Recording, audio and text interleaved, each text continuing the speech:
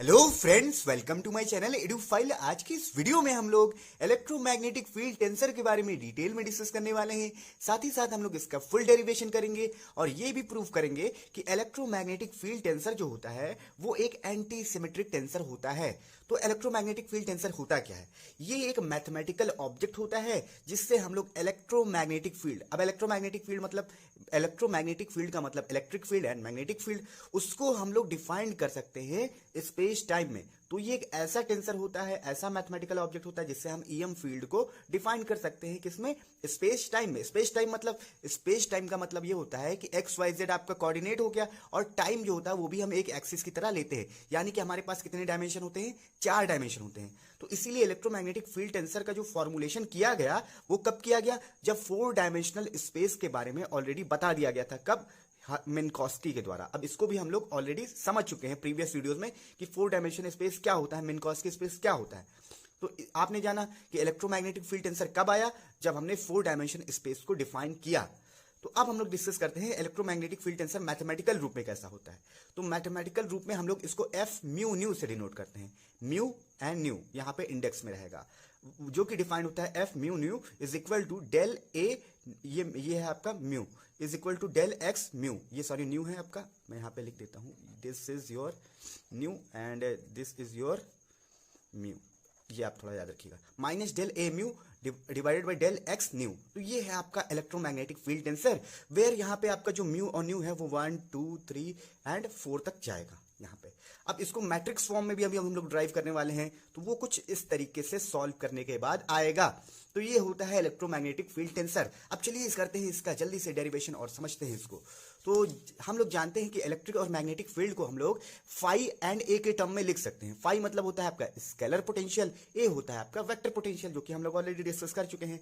तो electric field को हम लिख सकते हैं minus gradient of phi minus del A, यहाँ पे ये वेक्टर क्वांटिटी है, del A by del T, and B is equal to curl of A मतलब डेल क्रॉस ए। तो ये दो फॉर्मूले हम लोग ऑलरेडी जानते हैं। अब हम लोग क्या करेंगे कि इलेक्ट्रिक फील्ड और मैग्नेटिक फील्ड को किस रूप में लिखेंगे? कंपोनेंट फॉर्म में। कंपोनेंट फॉर्म में क्यों लिखते हैं? देखिए, जब हम किसी भी चीज को स्पेस में डिफाइन करते हैं तो हम उसके कंपोनेंट ही तो लेते हैं। जैसे ये है तो इसका कंपोनेंट यहाँ से, इसका कंपोनेंट यहाँ से, तो एक्स का कंपोनेंट, वाई का कंपोनेंट। तो इसी तरीके से हम इसको क्या लिखेंगे? कंपोनेंट फॉर्म में, क्योंकि हम इसको स्पेस और टाइम में डिफाइन करना चाहते हैं। तो इसका कंपोनेंट हो जाएगा E1 E2 E3। आप EX EY EZ भी ले सकते हैं, तो कोई दिक्कत नहीं है यहाँ पे। और इसका हो जाएगा B1 B2 B3, यहाँ पे BX BY BZ भी आप ले सकते हैं। तो अब चलिए इसको लिखते हैं कंपोनेंट फॉर्म में, पहले इलेक्ट्रिक फील्ड को। तो इलेक्ट्रिक फील्ड को हम लिखेंगे तो E1 इज इक्वल टू, और ग्रेडियंट क्या होता है आपका? पार्शियल डिफरेंशिएशन होता है। तो इसको हम लोग क्या लिख सकते हैं? स्केलर है ये, तो स्केलर का क्या हो जाएगा? माइनस डेल फाई हो जाएगा और डिवाइडेड बाई डेल x1, क्योंकि हम 1 ले रहे हैं यहाँ पे, E1 ले रहे हैं यहाँ पे। और यहाँ पे क्या हो जाएगा? माइनस डेल A1 हो जाएगा, भाई हम पहला कंपोनेंट ले रहे हैं, और डिवाइडेड बाई डेल टी हो जाएगा ये। अब हमें क्या करना है कि हमें I बाई सी से दोनों तरफ मल्टीप्लाई करना है। ऐसा क्यों? ऐसा इसलिए क्योंकि हम जानते हैं कि जो हमारा 4 वेक्टर हमने फॉर्मुलेट किया था ए म्यू, वो क्या होता है? वो क्या होता है? ए मैं लिख देता हूं यहाँ पे, और I फाई बाई सी, ये होता है इस तरीके से। यानी कि ये जो है हमारा फर्स्ट सेकंड थर्ड है। यहाँ पे ए के जगह पे आप A1 A2 A3 रखेंगे, यहाँ पे चलिए ए म्यू लिख देते हैं। तो यहाँ पे 1 2 3 आप रखेंगे, ये हमारा फोर्थ है।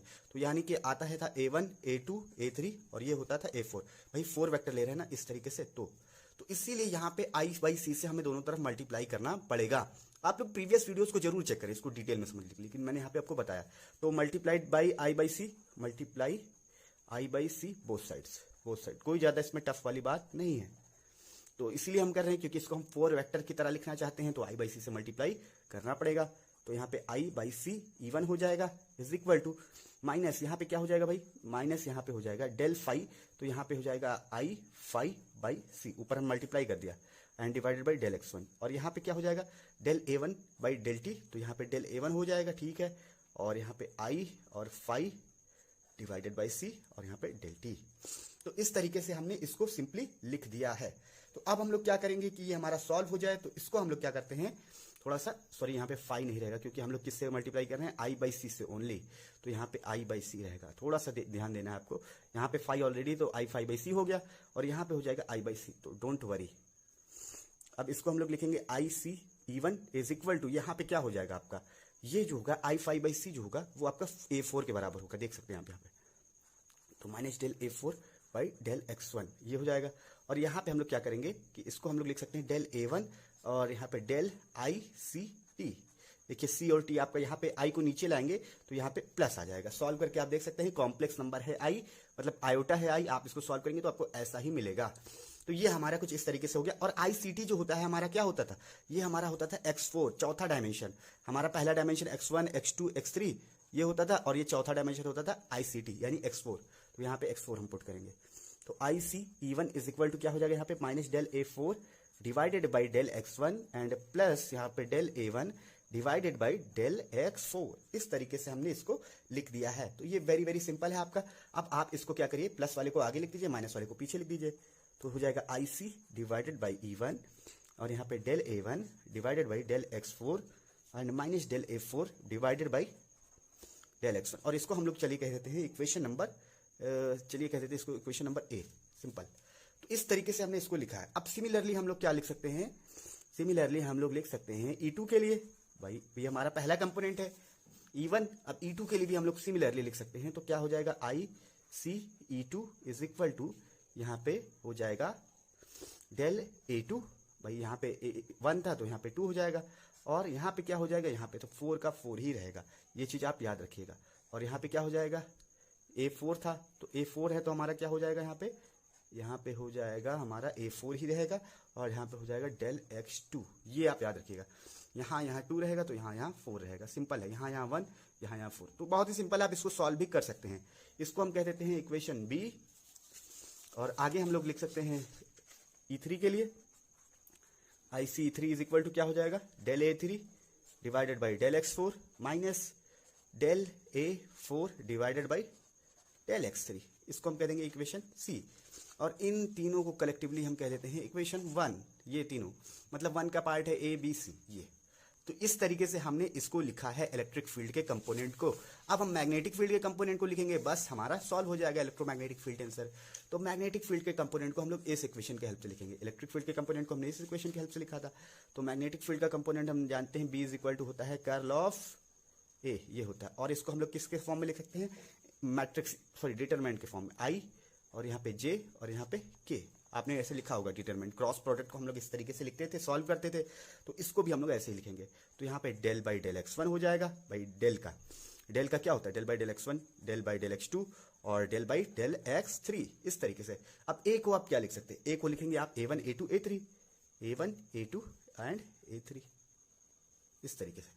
तो इस तरीके से हमने इसको लिख दिया है। अब हमें मैग्नेटिक फील्ड का कंपोनेंट भी यहाँ से पता चल जाएगा सिंपली। तो क्या करना है, हमें मल्टीप्लाई कर देना है इसको। तो मल्टीप्लाई करते हैं तो I हो जाएगा यहाँ पे, और I मतलब आई कैप वाला, यहाँ पे ऊपर कैप आप लगा दीजिएगा, यूनिट वेक्टर हैं सारे के सारे। तो अब क्या होगा, देखिए यहाँ पे मल्टीप्लाई होगा तो हो जाएगा हमारा del A3 by del x2 and minus क्या हो जाएगा, del A2 by del x3, simple है। एंड माइनस J का होता है, और यहाँ पे क्या होगा, del A3 by del x1 and minus del A1 by del x3। आपको मल्टीप्लिकेशन तो आता ही होगा इजीली। फिर हम लोग K के लिए लिखेंगे, तो K के लिए क्या हो जाएगा, del A2 by del x1 and minus del A1 by del x2, ये हमने लिखा। अब हम लोग क्या करेंगे कि B जो है उसको हम लोग कंपेयर कर सकते हैं किससे, वेक्टर B को हम लोग B1I plus B2J plus B3K से कंपेयर करेंगे। तो हमें यहाँ पे कंपोनेंट B1 B2 B3 की वैल्यू पता चल जाएगी। तो देखिए यहाँ से हम कंपेयर करेंगे तो B1 की वैल्यू ये है, और यहाँ से हम कंपेयर करेंगे तो B2 की वैल्यू ये है, लेकिन माइनस लगा हुआ है तो इसीलिए ये माइनस हो जाएगा, ये प्लस हो जाएगा, याद रखिएगा। और B3 की वैल्यू तो ये की ये रहेगी। तो इस तरीके से हमने B1 B2 B3 कंपोनेंट की वैल्यू भी फाइंड कर ली है। तो चलिए अब लिखते हैं B1 B2 B3 को। तो B1 इज इक्वल टू क्या आया, del A3 by del x2, आप लिख दीजिएगा from comparing by this equation. तो हमारा हो जाएगा del A2 by del x3 and B2 क्या हो जाएगा, B2 हो जाएगा हमारा डेल A1, मैं इसको प्लस लिखूंगा इसको क्योंकि आगे माइनस लगा हुआ है, और यहाँ पे इसको माइनस लिखूंगा del A3 by del x1। और B3 क्या हो जाएगा हमारा, B3 हो जाएगा del A2 by del x1 minus del A1 by del x2, ये हो जाएगा। तो ये हमने B1 B2 B3 भी सॉल्व कर लिया है। अब हम लोग क्या करेंगे, इलेक्ट्रोमैग्नेटिक फील्ड टेंसर को डिफाइन करेंगे इस रूप में, मतलब हम इसको किस तरीके से जनरलाइज कर सकते हैं। अब देखिए इन कंपोनेंट को हम एक रूप में कैसे लिखें, 1 2 3 4 5 6, तो 6 हमारे पास कंपोनेंट आए हैं, इनको हम एक रूप में कैसे लिखें। तो इसके लिए हमें क्या करना पड़ेगा, इसको जनरलाइज करना पड़ेगा, तो जनरल रूप में लिखना पड़ेगा कि जनरली हम इसको क्या लिख सकते हैं। तो हम इसको लिखेंगे F mu nu is equal to del A nu divided by del X mu minus del A mu divided by del X nu. अब देखिए इससे आप सारी वैल्यू निकाल सकते हैं, कैसे, यहाँ पे देखिए, ये देखिए यहाँ पे, जैसे मान लीजिए आप क्या रख रहे हैं, इसके जगह पे मान लीजिए आप क्या रख रहे हैं, एफ, और यहाँ पे रख रहे हैं आप 41 F41 आप रख के देखिए आपको क्या मिलेगा, यहाँ पे डेल ए, यहाँ पे देखिए ये कौन सी वैल्यू है, यहाँ पे कंपेयर करिए, तो ये आपका 1 है यहाँ पे, और यहाँ पे म्यू को कौन सा है, 4 है। ये आप लिख सकते हैं, इस तरीके से कंपेयर करके देख सकते हैं आप, और यहाँ पे आपका हो जाएगा 4 और यहाँ पे हो जाएगा 1। तो इसीलिए ये जनरल रूप में हमने इसको इस तरीके से लिख दिया है, जो कि जनरलाइज कर दिया हमने इस तरीके से, तो आप देख सकते हैं। तो इसीलिए ये टेंसर को डिफाइन किया जाता है, क्योंकि इससे हम सारी की सारी वैल्यूज को निकाल सकते हैं। तो F41 आपका किसके इक्वल आ गया, F41 आपका आ गया IC/E1 के, ये इसके इक्वल आ गया F41। तो आप ऐसे ही सारे कंपोनेंट को लिख सकते हैं जनरलाइज में। अब देखिए इसको अगर आप कंपेयर करते हैं, देखिए यहाँ पे मैंने इसको लिखा है, किस लिए लिखा है, सबको जनरलाइज करने के लिए। तो ये आपका पहला आ गया F41, और अगर आप इसको लिखना चाहेंगे तो यहाँ पे आप क्या रखेंगे, तो यहाँ पे देखिए आप क्या रखेंगे, F42 क्यों रख सकते हैं, देखिए यहाँ पे 1 है, यहाँ पे 4 है, यहाँ पे 1 है, ऊपर 1 है, नीचे 4 है, ठीक है, ऊपर 1 है नीचे 4 है तो कितना आया, F41 आया, और ऊपर 2 है नीचे 4 है तो कितना आ जाएगा, F42 आ जाएगा। तो F42 किसके इक्वल हो जाएगा, IC/E2। आप सॉल्व करके भी देख सकते हैं, कोई इसमें ज़्यादा दिक्कत की बात नहीं है, तो आप सॉल्व करके भी इसको चेक कर सकते हैं। ठीक उसी तरीके से हम लोग इसको जनरलाइज करेंगे, इसको भी जनरलाइज कर देते हैं, तो इससे क्या आ जाएगा हमारा F43, और ये किसके इक्वल आ जाएगा, IC/E3। ये तो हमारा इलेक्ट्रिक फील्ड का हमने जनरलाइज करके लिखा है। अब मैग्नेटिक फील्ड का लिखते हैं, तो मैग्नेटिक फील्ड का ये देखिए आप यहाँ पे, ये किसके इक्वल आएगा, तो यहाँ पे 3 है, यहाँ पे 2 है, यहाँ पे 2 है, यहाँ पे 3 है, तो ये B1 की वैल्यू है। तो यहाँ पे देखिए आप क्या रखेंगे कि हमें ये मिले, तो मैं आपको बता देता हूँ, यहाँ पे ये आपका हो जाएगा 2 3, क्योंकि नीचे 2 है, ये म्यू होता है और ये न्यू होता है, तो F23 होगा, क्या होगा, F23 आप पुट करके निकाल सकते हैं।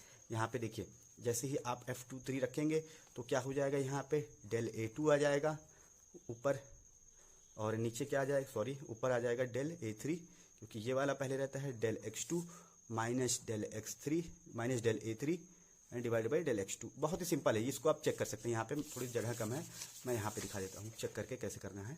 F23 इसको आपने रख कर, ठीक है, तो यहाँ पे म्यू न्यू है, तो यहाँ पे आप क्या करेंगे, डेल A।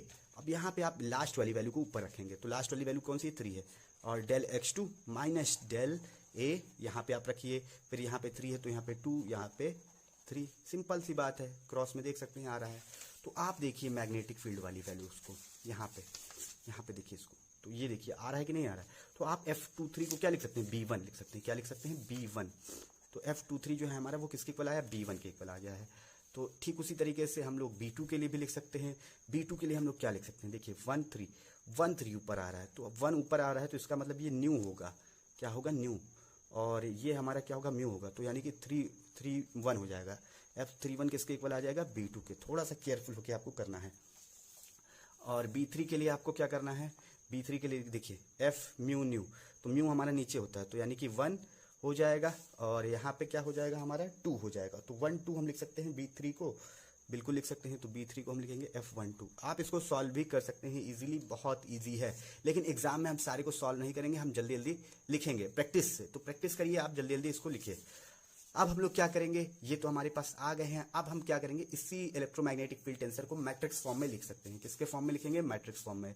तो इसको मैं यहाँ पे कट कर देता हूँ। तो मैट्रिक्स फॉर्म में लिखेंगे तो F mu nu is equal to क्या हो जाएगा, इन मैट्रिक्स फॉर्म, यहाँ पे F11 F12 F13 F14 ये हो जाएगा, F21 F22 F23 F24 F31 32 33 F34 41 42 43 and 44। इस तरीके से हम लोग मैट्रिक्स फॉर्म में इसको लिखेंगे अपने इलेक्ट्रोमैग्नेटिक फील्ड टेंसर को। तो this is electromagnetic field tensor, लेकिन हमें क्या करना है, वैल्यूज के साथ में इसको दिखाना है। तो यहाँ पे मैंने वैल्यू भी पुट कर दी है, जो कि आप कर सकते हैं इजीली। देखिए F11 अगर आप रखेंगे तो 0 आएगा। कैसे 0 आएगा, देखिए यहाँ पे हमें फॉर्मूला पता है F म्यू न्यू होता है, और ये फॉर्मूला क्या होता है भाई, del A nu by del X mu minus del A mu divided by del X mu, ये होता है। अब जैसे ही आप वहाँ पे 1 1 रखेंगे तो क्या हो जाएगा, सारी जगह पे आपका क्या हो जाएगा, 1 हो जाएगा। क्या हो जाएगा, 1, और 1 1 का मतलब 0, क्या आ जाएगा 0, तो 0 आ गया। इसीलिए F11 किसके इक्वल आ गया, 0 के इक्वल आ गया है। और F12 जो है वो आप निकाल चुके हैं, F12 आप निकाल चुके हैं। क्या निकाल चुके हैं, यहाँ पे B3 आप पुट करके यहाँ से निकाल चुके हैं, तो F12 B3 आ गया। अब यहाँ पे आपको क्या देखना है, 13, तो F13 यहाँ पे थर्ड पे, तो F13 की वैल्यू माइनस B2 कैसे आ रही है, यहाँ पे हमें ये देखना है। तो देखिए F31 की वैल्यू आपने B2 निकाली है, तो इसका उल्टा अगर आप करेंगे, इंडेक्स को चेंज करेंगे तो क्या आ जाएगा, माइनस B2 आ जाएगा। सिंपल सी बात है। फिर F14 की वैल्यू आपने नहीं निकाली है, 41 की निकाली, इसको उल्टा कर दीजिए तो माइनस आ जाएगा, माइनस IC/E1। फिर यहाँ पे आप देखिए F21 आपको रखना है, यहाँ पे देख सकते हैं आप, इसको कंपेयर कर सकते हैं F21। तो F21 क्या आपने निकाला है, नहीं निकाला है, F12 निकाला है, तो इसको माइनस लगा देंगे यहाँ पे। अब यहाँ पे F22 होता है, इंडेक्स सेम होगा तो क्या आएगा, 0 आएगा। फिर F23 की वैल्यू हमने क्या रखी है यहाँ पे, B1, जो कि हम निकाल चुके हैं ऑलरेडी। फिर उसके बाद F24 की वैल्यू हम निकाल चुके हैं, नहीं, F42 की निकाला है हमने, माइनस आ जाएगा यहाँ पे, माइनस IC/E2। और यहाँ पे F31 की वैल्यू हमने B2 निकाली है। फिर उसके बाद F32, यहाँ पे F32 की वैल्यू क्या है, F32 की हमने नहीं निकाली, 23 की निकाली है, तो ये हो जाएगा माइनस का B1। फिर यहाँ पे F33 यानी 0 हो जाएगा। और यहाँ पे F34 हमने क्या निकाला है, नहीं निकाला है, तो ये माइनस साइन लग के यहाँ पे माइनस IC3 हो जाएगा। फिर यहाँ पे आएगा आपका F41, तो F41 आपका क्या है, IC/E1 है। क्या है, IC/E1, तो यहाँ पे माइनस साइन आपका नहीं रहेगा, IC/E1 ही रहेगा। सॉरी, ये माइनस लगा हुआ था, यहाँ पे E1 मैं लिख देता हूँ, ये सिंपल सी बात है। फिर F42 क्या है, IC/E2, जो कि आप देख सकते हैं। F43 IC/3, ठीक है। F44 0 ही होगा, सेम इंडेक्स है। तो ये है आपका इलेक्ट्रोमैग्नेटिक फील्ड टेंसर। अब हम क्या करने वाले हैं, ये प्रूफ करने वाले हैं कि it is an antisymmetric tensor. ये एंटीसिमेट्रिक टेंसर होता है। तो एंटीसिमेट्रिक टेंसर प्रूफ करने के लिए आपको दिखाना होगा कुछ। क्या दिखाना होगा, देखिए ये तो आपका ये इलेक्ट्रोमैग्नेटिक फील्ड टेंसर का डेरिवेशन हो गया। अब आपको दिखाना है इलेक्ट्रोमैग्नेटिक फील्ड टेंसर है ये, तो चलिए दिखा देते हैं इसको भी हम लोग। डेल एक्स यहाँ पे इस तरीके से हमने लिखा। अब यहाँ पे हम इसको दिखाएंगे, तो इसको आप क्या करिए, इसको माइनस साइन से यहाँ पे माइनस आप यहाँ पे लिख दीजिए, इस तरीके से बाहर ले लीजिए। तो माइनस जैसे ही आप बाहर लेंगे तो क्या हो जाएगा कि ये वाला जो होगा आपका, ये इसको आपका प्लस हो जाएगा, डेल एक्स ये आगे हो जाएगा, ये आगे हो जाएगा, और ये वाला आपका पीछे हो जाएगा। इस तरीके से हम इसको लिख सकते हैं। आप मल्टीप्लाई करेंगे फिर से आपको वही चीज़ मिल जाएगा। देखिए आप मल्टीप्लाई करेंगे, ये माइनस आ जाएगा, इससे मल्टीप्लाई करेंगे ये प्लस आ जाएगा। तो इस तरीके से हमने माइनस को बाहर लिया तो क्या हो गया, साइन चेंज हो गया, यहाँ पे प्लस आ गया और यहाँ पे माइनस आ गया। अब देखिए इसको आप क्या लिख सकते हैं, इस टर्म को आप इसका उल्टा लिख सकते हैं, क्योंकि यहाँ पे इंडेक्स म्यू आगे आ रहा है। तो जब इंडेक्स म्यू आगे आ रहा है तो क्या हो जाएगा, यहाँ पे इंडेक्स न्यू आगे आ जाएगा, तो न्यू म्यू हो जाएगा। तो एफ म्यू न्यू किसके इक्वल आ गया, F nu mu is equal to minus F nu mu, इसके इक्वल आ गया। तो ये पहली कंडीशन है एंटीसिमेट्रिक टेंसर की। और दूसरी कंडीशन क्या है कि अगर हमारा mu is equal to nu होता है तो एफ म्यू होता है वो 0 के इक्वल होता है। तो ये दो कंडीशन होनी चाहिए। तो सेकंड कंडीशन को चलिए करते हैं, दोनों जगह पे आप क्या कर दीजिए, म्यू रख दीजिए। तो रखेंगे तो हमें क्या मिलेगा, del A mu by del X mu. यहाँ पे आप रखिए, देखिए minus del A mu divided by del X mu. तो दोनों क्या हो जाएंगे, कैंसिल हो जाएंगे, 0। तो ये दो कंडीशन है, अगर इंडेक्स सेम हो तो 0 के इक्वल आएगा, और ये क्या होना चाहिए, माइनस के इक्वल होना चाहिए। इंडेक्स अपोजिट जब इनवर्स होता है तो तभी ये एंटीसिमेट्रिक टेंसर होता है। तो यहाँ पे आप लिख सकते हैं, so F mu nu is an antisymmetric tensor. तो एफ म्यू न्यू क्या है, एक एंटीसिमेट्रिक टेंसर है। कैसा है, एंटीसिमेट्रिक। इसके बारे में हम लोग ऑलरेडी डिस्कस कर चुके हैं, एंटीसिमेट्रिक टेंसर क्या होता है अपने टेंसर वाली वीडियोस में। यहाँ पे मैंने आपको समझा दिया वैसे भी। तो आई होप ये वीडियो आपको अच्छे से क्लियर होगा कैसे इसको प्रूव करना है। इस वीडियो में इतना रखते हैं। वीडियो देखने के लिए थैंक यू सो मच।